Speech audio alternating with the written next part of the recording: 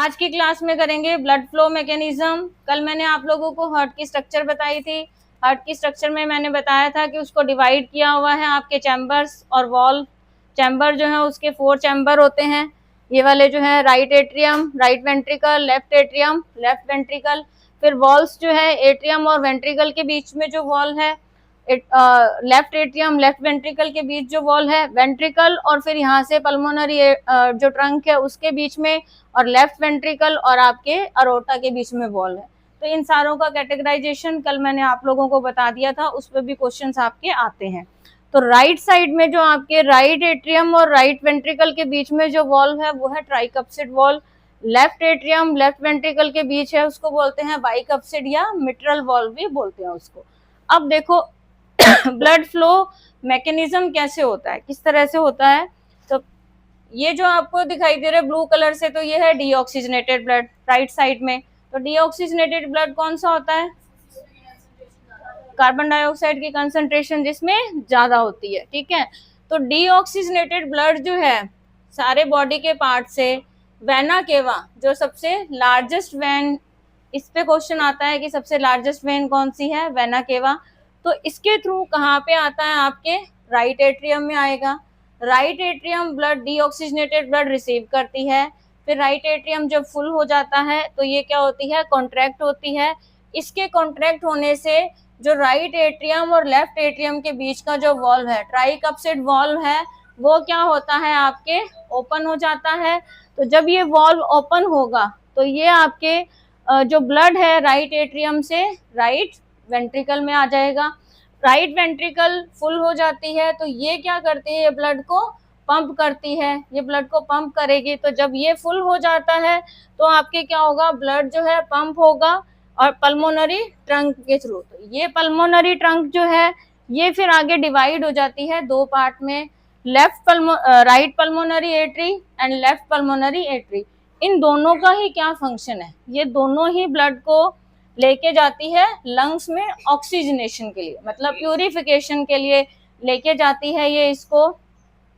रुको एक बार, बीच में मत बोलना, ठीक है। उसके बाद में क्या होगा, जब लंग्स के पास ब्लड जाएगा ऑक्सीजनेशन के लिए, ऑक्सीजनेटेड ब्लड जो है फिर ऑक्सीजनेशन के लिए जाएगा लंग्स के पास में, वहां पे उसका ऑक्सीजनेशन हो जाएगा, मतलब वो प्योरीफाई हो जाता है। तो फिर वापस रिटर्न होता है आपके पास पल्मोनरी वेन के थ्रू, हार्ट में आएगा पल्मोनरी वेन के थ्रू, ठीक है। तो ये जो पल्मोनरी वेन है ये क्या करती है, ऑक्सीजनेटेड ब्लड को एम्प्टी करेगी लेफ्ट एट्रियम में। लेफ्ट एट्रियम वही फुल होगा, फुल होने से कॉन्ट्रैक्ट होगा, कॉन्ट्रैक्ट होने से बाइकप्सिड वॉल या मिट्रल वॉल जो आपके लेफ्ट एट्रियम लेफ्ट वेंट्रिकल के बीच में है वो ओपन हो जाएगा। वो ओपन होने से ब्लड जो है वो कहाँ आ जाएगा, आपके लेफ्ट वेंट्रिकल में आएगा। लेफ्ट वेंट्रिकल फुल हो जाती है। फुल होने से क्या होता है, फिर ये वापस कॉन्ट्रैक्ट होगी और ब्लड को पंप करती है लार्जेस्ट एट्री अरोटा, अरोटा में करती है। ये अरोटा जो है ये सब ब्रांच हो जाती है आपके वेसल्स में, और इसके थ्रू जो है आपके ब्लड फिर ट्रांसफर होगा आपके सारे heart and all body part, इसके थ्रू ये क्या होता है आपके ट्रांसफर हो जाता है। तो इस तरह से पूरा ब्लड का जो मैकेनिज्म है ये आपके चलता रहता है। ब्लड प्यूरिफाई होगा, ऑक्सीजनेटेड होगा, सारे बॉडी पार्ट्स में जाएगा, फिर वापस डीऑक्सीजनेट होता है और सारे डीऑक्सीजनेटेड ब्लड वापस आएगा। तो ब्लड का सर्कुलेशन जो है ये चलता रहता है आपके। हो गया, क्लियर हो गया, ठीक है। नेक्स्ट टॉपिक है डबल सर्कुलेशन। डबल सर्कुलेशन का मतलब क्या होता है कि ब्लड जो है हार्ट से एक कंप्लीट साइकिल में 2 टाइम पास होता है, मतलब पूरा एक साइकिल जो कंप्लीट करेगा तो 2 बार हार्ट में से पास होता है, इसको हम बोलते हैं डबल सर्कुलेशन। डेफिनेशन इसकी आती है, बहुत बार शॉर्ट नोट्स भी आ जाते हैं इस पे। तो इसमें दो है इसके पार्ट, पल्मोनरी और सिस्टमिक। पल्मोनरी सर्कुलेशन और सिस्टमिक सर्कुलेशन। तो पल्मोनरी सर्कुलेशन जो राइट साइड जो है वो मेंटेन करती है, सिस्टमिक सर्कुलेशन जो है वो लेफ्ट साइड मेंटेन करती है। जो भी हमने सर्कुलेशन अभी पढ़ा था ना उसको डिवाइड कर दिया उन्होंने, लेफ्ट और राइट साइड के अकॉर्डिंग उसको डिवाइड कर दिया है। तो पल्मोनरी सर्कुलेशन राइट साइड में, तो राइट साइड में हमने पढ़ा था कि जो आपके राइट एट्रियम ब्लड रिसीव करती है, वेंट्रिकल से फिर कहाँ जाता है, लंग्स में जाता है। तो यहाँ पे जो है हार्ट से लंग्स, लंग से हार्ट, इस तरह का इसका पाथवे रहता है ब्लड का। तो जैसे ही राइट वेंट्रिकल जो है वो एक्सपेल करती है ब्लड को, कहाँ पे करती है, पल्मोनरी ट्रंक में। पल्मोनरी ट्रंक से ब्लड फ्लो होता है, उसका जो वेस्कुलर सिस्टम है लंग्स का, वहां पे जाएगा, वहां से फिर वो क्या होता है, ऑक्सीजनेटेड हो जाएगा। ऑक्सीजनेटेड ब्लड फिर आता है हार्ट से left atrium through vena cava के पल्मोनरी वेन के थ्रू आ जाएगा वहां पे। तो ये वाली साइड इसकी हो गई मेंटेन, है ना, पल्मोनरी सर्कुलेशन हो गया। सिस्टमिक सर्कुलेशन में हमने क्या पढ़ा था कि लेफ्ट साइड, तो जो आपके लेफ्ट साइड में है तो यहाँ पे क्या होगा, पाथवे इसका क्या रहेगा कि हार्ट से ये कहाँ जाएगा, आपके रेस्ट ऑफ द पार्ट। यहाँ पे तो हार्ट से लंग्स, लंग से वापस हार्ट, इस तरह से जाएगा, और यहाँ पे हार्ट से पूरे जो भी बॉडी पार्ट है वहां पे जाएगा। तो आपके अरोटा जो है, जो मैंने बताया था, वो डिवाइड हो जाती है आर्टरीज, आर्ट्रियोलर्स, कैपिलरीज में। इन ये तीनों क्या करती है, ऑक्सीजनेटेड ब्लड जो है उसको सप्लाई करती है कहाँ पे, जो भी वेरियस बॉडी पार्ट है वहां पे। तो वहां पे ऑक्सीजनेटेड ब्लड सप्लाई करती रहती है, और डीऑक्सीजनेटेड ब्लड जो है वो वेन्यूल जो है वो क्या करते हैं, कलेक्ट करते रहते हैं। कलेक्ट करते रहने से और वो उसको क्या करेंगे, finally vena cava, vena cava से ब्लड जो है वो आपके वापस हार्ट में वापस आ जाता है। इस तरह से ये दोनों सर्कुलेशन चलते रहते हैं। तो जो पूरा सर्कुलेशन पड़ा था उसको डिवाइड कर दिया। डबल सर्कुलेशन पे भी शॉर्ट नोट आपके आता है, तो उसको इस तरह से एक्सप्लेन करना है। फिर इसमें डिफरेंस आ जाता है, जैसे पल्मोनरी सर्कुलेशन और आपके जो सिस्टमिक सर्कुलेशन है उसमें डिफरेंस क्या है। तो एक डिफरेंस तो यही हो गया कि एक राइट साइड मेंटेन करती है, एक लेफ्ट साइड मेंटेन करती है। तो pulmonary circulation right side maintain करेगी, और जो आपके सिस्टमिक सर्कुलेशन है वो कौन करता है, लेफ्ट साइड मेंटेन करती है। फिर देखो ऑक्सीजनेटेड और डीऑक्सीजनेटेड ब्लड के अकॉर्डिंग, तो जो आपके पल्मोनरी सर्कुलेशन है उसमें जो है आपके डीऑक्सीजनेटेड ब्लड कहाँ जाता है, लंग्स में जाता है, पंप होता है। और जो आपके सिस्टमिक सर्कुलेशन है ये ऑक्सीजनेटेड ब्लड को पंप करती है different part of the body. तो ये डिफरेंस हो गया। फिर ये जो सर्कुलेशन है हार्ट्स और लंग्स के बीच में होता है, और जो सिस्टमिक सर्कुलेशन है ये आपके कहाँ होगा, heart and remaining part of the body except lungs. Lungs में नहीं होगा, लेकिन हार्ट से जो भी बॉडी के पार्ट्स हैं लंग्स के अलावा उन सब में होता है। तो ये हो गया। फिर ये आपके जो पल्मोनरी सर्कुलेशन है इसमें क्या होता है, राइट पार्ट, और ये रिसीव मतलब ब्लड पंप होता है राइट पार्ट से हार्ट में एंड रिसीव होता है लेफ्ट पार्ट से, ठीक है। और जो आपके सिस्टमिक सर्कुलेशन है इसमें क्या होता है, ब्लड पंप होता है आपके लेफ्ट पार्ट में एंड रिसीव होता है राइट पार्ट में। तो ये इसके कुछ मेजर डिफरेंस थे। अगर डिफरेंस आता है तो आप इसको ये वाले पॉइंट्स लिख सकते हैं, और अगर डबल सर्कुलेशन पे कोई शॉर्ट नोट आता है तो उसको इस तरह से। पाथवे आपको एक अच्छे से याद होना चाहिए इसका पाथवे किस तरह से है, ठीक है, हो गया।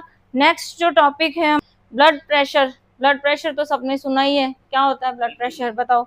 अब बीपी तो शॉर्ट फॉर्म हो गई उसकी, वो बढ़ जाता है तो टेंशन हो जाती है। भाई एक्चुअल में होता क्या है, ब्लड प्रेशर बढ़ जाता है, टेंशन होती है तो बढ़ जाता है ना, ये सब तो बात अलग है। लेकिन ब्लड प्रेशर एक्चुअली होता क्या है, बताओ बताओ। तो देखो ब्लड और प्रेशर, तो इसका मतलब क्या होगा, प्रेशर जिससे वो ब्लड को पंप करते हैं around the body by the heart, है ना। तो इसको हम क्या बोलते हैं, ब्लड प्रेशर बोलते हैं। कि जिस प्रेशर से ब्लड जो पंप होता है बॉडी में हार्ट के थ्रू, तो उसको हम क्या बोलेंगे, ब्लड प्रेशर बोलते हैं। तो ये, या फिर हम ये कह सकते हैं pressure exert by flowing blood on the wall of arteries, की आर्टरीज की वॉल पे वो कितना प्रेशर जो है ब्लड फ्लो कर रहा है वो एक्सर्ट करता है। तो दो तरह का होता है ये भी, सिस्टोलिक ब्लड प्रेशर और डायस्टोलिक ब्लड प्रेशर, है ना। जैसे तुम्हें हाई बीपी और लो बीपी का तुम लोग ऐसे करते हो ना, उसके हिसाब से वो तो एक टाइप हो गया कि भी ब्लड प्रेशर हाई है कि लो है। लेकिन इसमें अगर जैसे नॉर्मल हम रेंज देखते हैं कि ब्लड प्रेशर की नॉर्मल रेंज जो है वो 80 120 होती है ना, कि लोअर जो है वो 80 होना चाहिए, हायर 120, इससे ज़्यादा नहीं होना चाहिए। तो उस बेसिस पे इसको डिवाइड किया हुआ है, systolic blood pressure and diastolic blood pressure. तो सिस्टोल का मतलब क्या होता है कि आपके जो भी हार्ट बीट की वो फेज, ठीक है, हार्ट जैसे अपनी हार्ट बीट होती है तो अपन को कॉन्ट्रैक्शन रिलैक्सेशन किसी ऐसे फीलिंग होती है उसमें। तो हार्ट की वो हार्ट बीट की वो फेज जब आपके हार्ट क्या करता है, कॉन्ट्रैक्ट होता है और ब्लड को पंप करता है आर्टरीज के अंदर, ठीक है। वो फेज जब हार्ट जो है वो आपको ब्लड को पंप करता है किसमें, आर्टरीज में, यानी कि कॉन्ट्रैक्ट होगा और आर्टरीज में उसको क्या करेगा, पंप करेगा, तो उसको हम बोलते हैं सिस्टोलिक ब्लड प्रेशर। और डायस्टोलिक का मतलब क्या होता है, हार्ट बीट की वो फेज जब आपके हार्ट जो है रिलैक्स होता है और ब्लड को अलाउ करता है कि वो चैम्बर जो है वो फिल हो जाए, तो इसको हम बोलते हैं डायस्टोल। हो गया, क्लियर हो गया। या हम ये भी कह सकते हैं, इजी डेफिनेशन आप लोग मुझे पता है लर्न करना चाहोगे इसकी, तो वो क्या हो गया, pressure of blood inside atria during contraction, कि कॉन्ट्रैक्शन के टाइम पे जो एट्री का प्रेशर होता है ना, उसको हम क्या बोलते हैं, सिस्टोलिक ब्लड प्रेशर। और प्रेशर ऑफ एट्री ड्यूरिंग रिलैक्सेशन वो हो गया डायस्टोलिक ब्लड प्रेशर। तो मिनिमम रेंज जो होती है सिस्टोलिक की 120 mmHg,